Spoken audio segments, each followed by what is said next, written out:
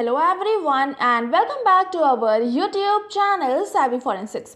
So friends, आज के इस वीडियो में हम बात करने वाले हैं क्वेश्चन डॉक्यूमेंट्स के 29th पार्ट पर। और यहाँ पर हम देखने वाले हैं जो आपके पेपर होते हैं और इंक जो होती है उसकी एज का डिटर्मिनेशन किस तरह से करते हैं। ठीक है, सो ये बेसिकली फोरेंसिक एस्पेक्ट से बहुत ही ज़्यादा इंपॉर्टेंट टॉपिक है ये दोनों के दोनों।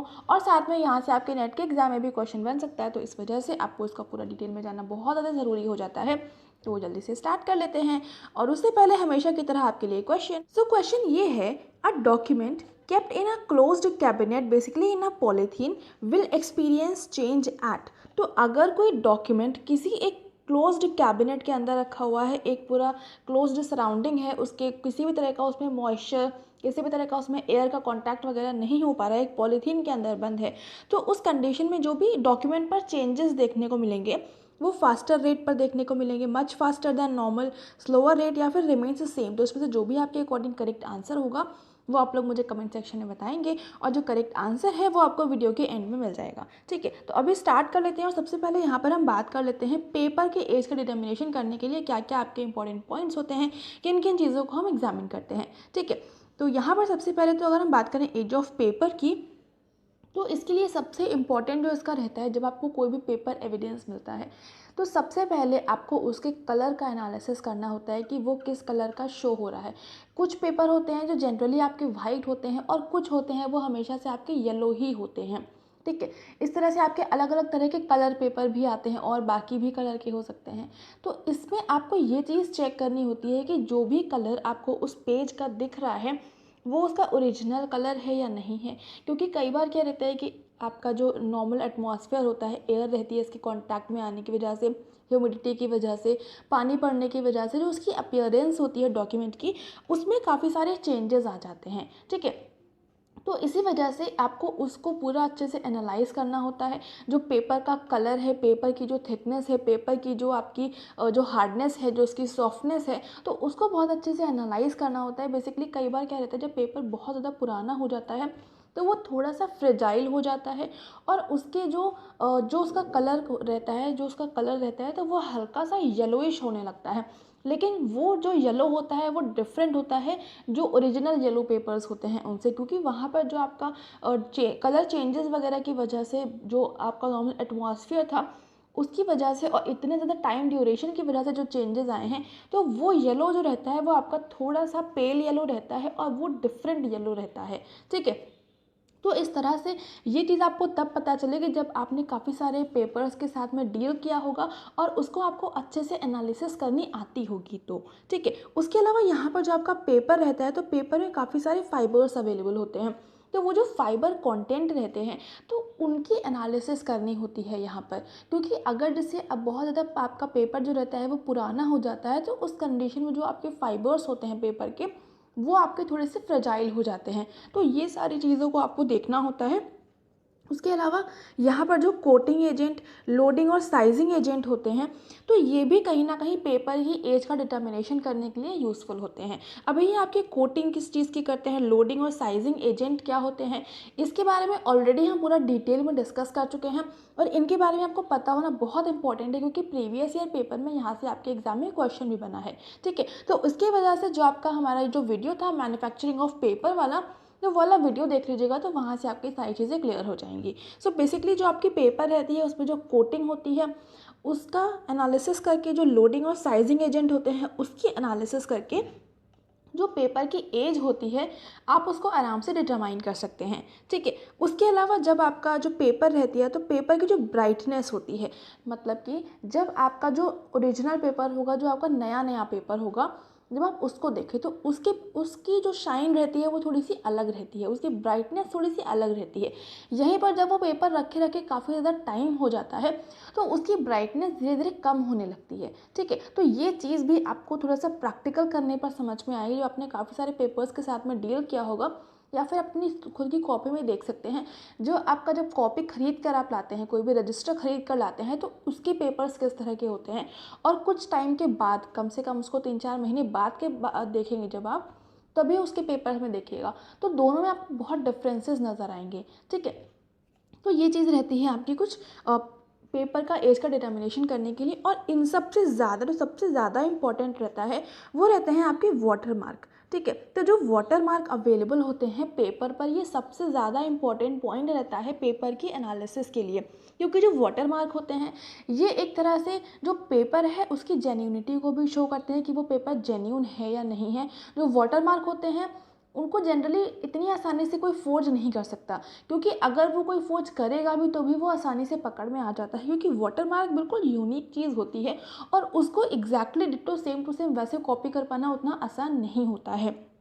क्योंकि जो वाटर मार्क होते हैं वो उस टाइम पर बनते हैं जब पेपर का मैन्युफैक्चरिंग चल रही होती है और उसकी आधी प्रोसेसिंग कंप्लीट हो पाई होती है, उसके बीच में ही जो वाटर मार्क होते हैं उनको इम्प्रिंट करवाया जाता है। तो इसकी वजह से क्या रहता है, जहाँ पर आपका वाटर मार्क बनता है उस जगह के जो फाइबर्स होते हैं वो बहुत ज़्यादा कंप्रेस्ड स्टेट में होते हैं और वहाँ पर जो पेपर की थिकनेस होती है वो भी बहुत ज़्यादा कम होती है। ठीक है, तो इसकी वजह से जो आपका उस जगह का जो सरफेस होती है वो थोड़ी सी ट्रांसपेरेंट हो जाती है। तो ये चीज़ जो रहती है जब पेपर बनता है उस टाइम पर करी जाती है, तो इसी वजह से जो वाटर मार्क रहते हैं वो बिल्कुल यूनिक होते हैं। अब यहीं पर कोई इनको फोर्ज करने की कोशिश करेगा भी तो भी वो उतना ज़्यादा एक्यूरेट नहीं बना पाता है। ठीक है, तो इस वजह से जो वाटर मार्क होते हैं बिल्कुल आप कह सकते हैं कि वो आपका इंडिविजुअल कैरेक्टरिस्टिक फीचर हो जाता है पेपर का। इस वजह से वाटर मार्क बहुत इंपॉर्टेंट रोल प्ले करता है और ये found in paper on better grades of writing, type writing and computer printing paper. तो ये जो आपके वाटर मार्क होते हैं जो आपके नॉर्मल सिंपल पेपर आता है वहाँ पर भी अवेलेबल होते हैं, जो आपकी टाइप राइटिंग होती है उसमें जो पेपर यूज़ होता है उसमें भी अवेलेबल हो सकता है, और जो कंप्यूटर प्रिंटिंग पेपर होता है तो उसमें भी ये आपका देखने को मिलता है। ठीक है, सो ये कुछ आपके इंपॉर्टेंट से पॉइंट्स है जिसकी हेल्प से आप पेपर की एज का डिटर्मिनेशन या फिर किसी भी डॉक्यूमेंट की एज का डिटर्मिनेशन कर सकते हैं। उसके अलावा यहाँ पर वही चीज़ है कि examination of paper fibres, colour of paper, quality of paper, condition of paper, तो ये सारी चीज़ों को मैंने आपको ऑलरेडी बता दिया है कि अगर जो पेपर था उसकी कंडीशन किस तरह की रही है, इतने जो भी टाइम ड्यूरेशन है, उसके अलावा उसकी क्वालिटी किस तरह की थी, तो इन सारी चीज़ों पर डिपेंड करता है। जो एज का डिटर्मिनेशन करना होगा हमें पेपर का तो उसका एनालिसिस इन सारी चीज़ों को ध्यान में रखते हुए किया जाता है। बेसिकली किस कंडीशन में उस पेपर का जो भी टाइम ड्यूरेशन था वो आपका गैप हुआ है, तो वो बहुत इंपॉर्टेंट रखता है, क्योंकि जो कंडीशन थी वो थोड़ी सी मॉइस्ट कंडीशन थी या फिर बिल्कुल ड्राई कंडीशन थी या फिर थोड़ा सा आपका ह्यूमिडिटी वाला टेम्परेचर था, तो ये सारी चीज़ें काफ़ी ज़्यादा इम्पैक्ट डालती हैं पेपर पर। तो पेपर के चेंजेस सबसे ज़्यादा जो देखने को मिलते हैं बेसिकली वो कंडीशन ऑफ पेपर पर ही डिपेंड करता है कि किस कंडीशन में पेपर अवेलेबल था। उसके बाद में आप इन सारी चीज़ों को जो भी मैंने कैरेक्टरिस्टिक फीचर्स बताए हैं इन सभी का एग्जामिनेशन करते हुए आप पेपर का आराम से एग्जामिनेशन कर सकते हैं। ठीक है, सो ये तो हो गया आपका पेपर का एग्जामिनेशन के बारे में। और अभी हम बात कर लेते हैं जो इंक होती है उसकी एज का डिटर्मिनेशन हमें किस तरह से करना होता है। सो यहाँ पर बेसिकली अगर हम एज ऑफ इंक की बात करें तो इसके लिए वही चीज़ है कि इन्वायरमेंटल फैक्टर्स बहुत सारे रहते हैं जो कि अपना इम्पैक्ट कॉज करते हैं, जैसे कि aerial oxygen, light, humidity and internal factors such as nature of ink, width of strokes, nature of paper bearing ink। यहाँ पर इंक जो है जब किसी डॉक्यूमेंट पर उससे कुछ लिखा हुआ है तो वहाँ पर जो एरियल ऑक्सीजन, जो ऑक्सीजन है, जो एटमॉस्फेरिक आपका एयर है, तो वो जितना भी अपना इम्पैक्ट डाल रही है, जो लाइट है जब वो उस पर पड़ रही है तो वो अपना अलग इम्पैक्ट डाल रही है, जो ह्यूमिडिटी है वो अपना अलग इम्पैक्ट डाल रहे हैं। तो ये सारे कुछ फैक्टर्स होते हैं जो कि इंक की एज का डिटर्मिनेशन के लिए यूज़फुल होते हैं, क्योंकि जब ये सारे फैक्टर्स अपना इम्पैक्ट डालते हैं तो जो इंक रहती है उसमें काफ़ी सारे वेरिएशंस देखने को मिलते हैं।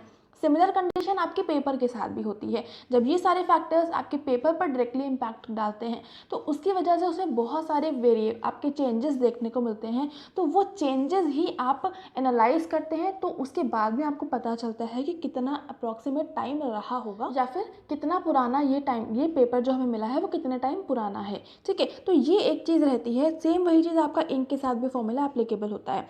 उसके अलावा जो इंक है उसका नेचर किस तरह से है, जो इंक के स्ट्रोक्स बने हुए हैं, जैसे जिससे आपने लिखा हुआ है इंक पेन का यूज़ करते हुए, तो लिखते टाइम पर उसमें किस तरह के स्ट्रोक्स बने हुए हैं, डार्क स्ट्रोक्स बने हैं, लाइट स्ट्रोक्स बने हैं, ये सारी चीज़ें आपके डिपेंड करती हैं। उसके अलावा पेपर किस तरह का है, पेपर में जो फाइबर्स अवेलेबल हैं वो किस तरह के हैं, ये चीज़ भी इम्पैक्ट डालती है जो इंक की एज डिटर्मिनेशन करना होता है उस टाइम पर। ठीक है, तो ये सारे कुछ आपके बेसिक से फैक्टर्स होते हैं। उसके अलावा यहाँ पर कुछ और इम्पॉर्टेंट से हैं। सो बेसिकली इंक में जब कलर में वेरिएशंस देखने को मिलते हैं, कलर में इंक का जो कलर होता है उसमें चेंजेस देखने को मिलते हैं, उसका जो मेन कॉज होता है वो होता है ऑक्सीडेशन। जो इंक होती है तो उसमें जो इंक में जो केमिकल्स अवेलेबल होते हैं उनका धीरे धीरे ऑक्सीडेशन होने लगता है ऑक्सीजन के कांटेक्ट में आने पर। ठीक है, तो ये चीज़ आपकी बहुत इंपॉर्टेंट हो जाती है। उसके अलावा जो चेंज होता है वो ग्रेजुअल होता है and is affected by quality of paper.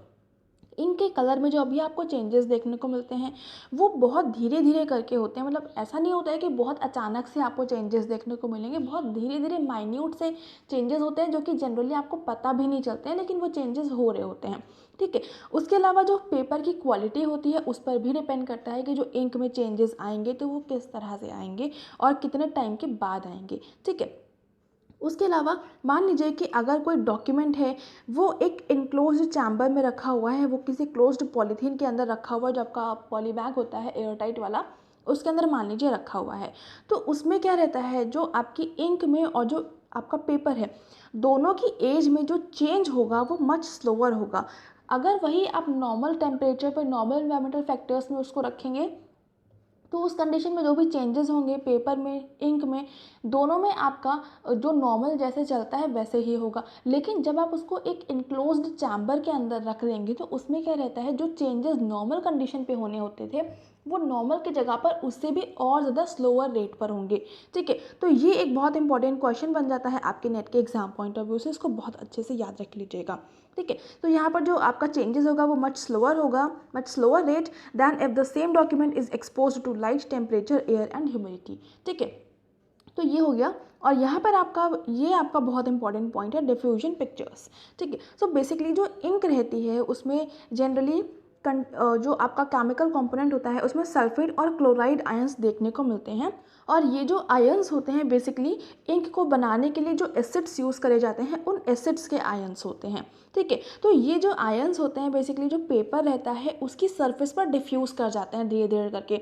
जैसे जैसे टाइम बीतता जाता है वैसे वैसे ये जो आयंस होते हैं ये पेपर की सरफेस पर डिफ्यूज़ होते रहते हैं। ठीक है, तो ये चीज़ होती है जिसकी वजह से आपका जो आपकी इंक रहती है उसमें वेरिएशंस देखने को मिलते हैं। तो जब इस तरह का जो पेपर होता है जहाँ पर ये सारे सल्फेट के और क्लोराइड के आयंस होते हैं, तो जब इस तरह का जब पेपर को जहाँ पर इस तरह की इंक से कुछ लिखा हुआ है उसको जब लेड एसीटेट या फिर सिल्वर नाइट्रेट से ट्रीट करते हैं और यहाँ पर फिर सल्फेट आयंस और जो क्लोराइड आयंस होते हैं तो वो इन केमिकल्स के साथ में रिएक्ट करके प्रेसिपिटेट हो जाते हैं। और यहाँ पर क्या रहता है, लेड सल्फेट या फिर सिल्वर क्लोराइड के ये बैंड बना लेते हैं। और ये जो बैंड होते हैं बेसिकली वो जो डिफ्यूजन पिक्चर्स होती हैं जहाँ जहाँ पर डिफ्यूजन हुआ होता है वो डिफ्यूजन पिक्चर्स को शो करते हैं। ठीक है, तो इस तरह से आप एक आइडिया लगा सकते हैं कि कितना ज़्यादा यहाँ पर जो आयंस हैं उनका स्प्रेडिंग हुआ है, कितना ज़्यादा उनका डिफ्यूजन हुआ है, तो उस अकॉर्डिंग कितना यहाँ पर टाइम का गैप रहा होगा, कितना ज़्यादा ये टाइम यहाँ पर कितना पुराना ये जो भी लिखा हुआ है जो भी डॉक्यूमेंट है वो होगा। ठीक है, इस तरह से ये आप कर सकते हैं। उसके अलावा the age of the writing is directly related to the extent of diffusion indicated by the diffusion pictures. ठीक है, तो वही चीज़ है कि जितना ज़्यादा डिफ्यूजन हुआ होगा उतना ज़्यादा टाइम हो चुका होगा कि उस कंटेंट को लिखे हुए। तो इस तरह से आप ये एनालाइज कर सकते हैं। जो भी आपकी इंक की एज होगी वो आप इस तरह से बहुत आसानी से एनालाइज कर सकते हैं। तो ये डिफ्यूजन पिक्चर्स वाला बहुत इंपॉर्टेंट पॉइंट बन जाता है, इसको बहुत अच्छे से याद कर लीजिएगा। ठीक है, नेक्स्ट यहाँ पर है आपका इंक एज मार्कर्स। तो कई जगह क्या रहता है, फॉरेन में क्या रहता है, जो इंक बनती है उसमें कुछ एक तरह के इंक एज मार्कर्स को ऐड कर दिया जाता है। तो जब इनको कुछ यूवी रेज वगैरह के कांटेक्ट में लाते हैं तो उससे क्या रहता है, जो इंक एज मार्कर्स होते हैं ये विजुअलाइज हो जाते हैं। ठीक है, तो इस तरह से एज का डिटर्मिनेशन बहुत आसानी से हो जाता है। लेकिन दुख की बात यह है कि इंडिया में इन इंक एज मार्कर्स को यूज़ नहीं करा जाता है, जिस वजह से ये उतना ज़्यादा इंपॉर्टेंट नहीं रहता है। ठीक है, so basically ink in certain countries add ink age markers chemicals to the ink. The added chemical changes progressively with the passage of time. The extent of change indicates the period and hence the age of the document. Ink age markers are usually radioactive substance. जो आपके ink as markers होते हैं ये radio active substances होते हैं। और जब इस इंक से इस तरह की इंक से लिखा जाता है तो ये जो मार्कर्स होते हैं ये जैसे जैसे टाइम बीतता जाता है, जैसे जैसे टाइम जाता जाता है उसके बाद में जब आपको एनालाइज़ करना होता है कि ये कितना टाइम हुआ होगा, तो उसके लिए यहाँ पर कुछ यूवी या फिर एक्सरेज वगैरह का एप्लीकेशन किया जाता है। तो उसकी वजह से जब ये रेडियो एक्टिव सब्सटेंस विजुअलाइज होते हैं तो उससे एक आइडिया लग जाता है, उससे पता चल जाता है ये कितना पुराना ये डॉक्यूमेंट लिखा हुआ है। ठीक है, तो ये बहुत इंपॉर्टेंट है। बाकी जो इंकेज मार्कर्स हैं वो इंडिया में यूज़ नहीं करे जाते हैं। ये बेसिकली इंपॉर्टेंट पॉइंट तो नहीं है, बस ये आपको पता होना चाहिए कि इंडिया में यूज़ नहीं करते हैं। और ये इंक एज मार्कर नाम की जैसी कोई चीज़ होती है, ये बेसिकली कुछ केमिकल्स ही होते हैं, तो ये आपको पता होना चाहिए। ठीक है, इसके अलावा यहाँ पर जो आपकी फेडेड राइटिंग्स होती हैं, तो जब किसी भी तरह के कोई रिटन कंटेंट है, किसी पेज पर किसी इंक से कुछ लिखा हुआ है, एक टाइम के बाद आप देखेंगे वो जो इंक रहती है वो फेड कर जाती है। तो यहाँ पर क्या रहता है, exposing the paper two the moist hydrogen sulphide writing appears black. जो भी आपकी फेडेड राइटिंग होती है, तो जब आप उसको हाइड्रोजन सल्फाइड, जो मॉइस्ट हाइड्रोजन सल्फाइड होती है, उसके कॉन्टैक्ट में उस पेपर को लाते हैं, तो जो भी राइटिंग वहाँ पर होती है वो आपको ब्लैक कलर की अपीयर होने लगती है। या फिर इसके डिटेक्शन के लिए आप कंट्रास्ट फोटोग्राफी को भी यूज़ कर सकते हैं, एस्डा, आयोडीन फ्यूमिंग या फिर इंफ्रारेड फोटोग्राफी को भी यूज़ कर सकते हैं। ठीक है, तो अगर कहीं पर आपको फेडेड राइटिंग मिल रही है तो इसके लिए आप इन सारी चीज़ों को यूज़ कर सकते हैं। उसके अलावा कुछ मैं आपको नॉर्मली बहुत इंपॉर्टेंट से पॉइंट्स बता दूं, जैसे कि अगर जो भी इंक से कुछ लिखा हुआ होगा और वो तुरंत का लिखा हुआ होगा, तो उस कंडीशन में क्या रहता है कि जो इंक रहती है उसके स्मजिंग के चांसेस बहुत ज़्यादा होते हैं। तो कई बार जो स्मजिंग देखने को मिलती है तो उससे भी आप आइडिया लगा सकते हैं कि कितना वो पुराना रहा होगा।